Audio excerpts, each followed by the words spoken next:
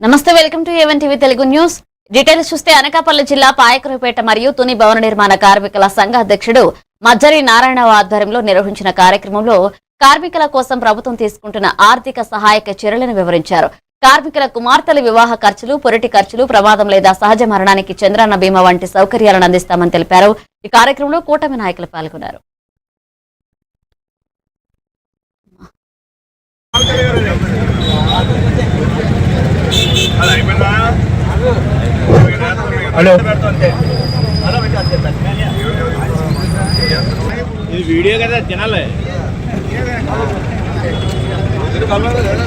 భవన నిర్మాణ బోర్డుని పునఃప్రారంభించడం చాలా సంతోషకరంగా ఉంది.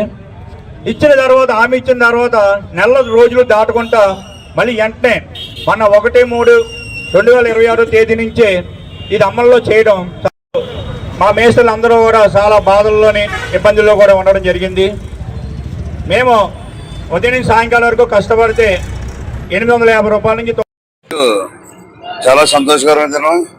ఎందుకంటే గత వైసీపీ ప్రభుత్వం కార్మికులను పూర్తిగా విస్మరించి ఇసుక కొరత సృష్టించి వాళ్ళకి కనీసం రోజు బతుకం కూడా లేకుండా చేసిన ప్రభుత్వం ఏదైనా ఉందంటే అది జగన్ ప్రభుత్వం.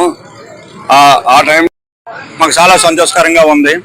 ఎందుకంటే గత ప్రభుత్వం మా భవన నిర్మాణ బోర్డుని పక్కదారి పెట్టించి భవన నిర్మాణ కార్మికులందరినీ కూడా రోడ్డు మీద పడేయడం జరిగింది. తర్వాత మళ్ళీ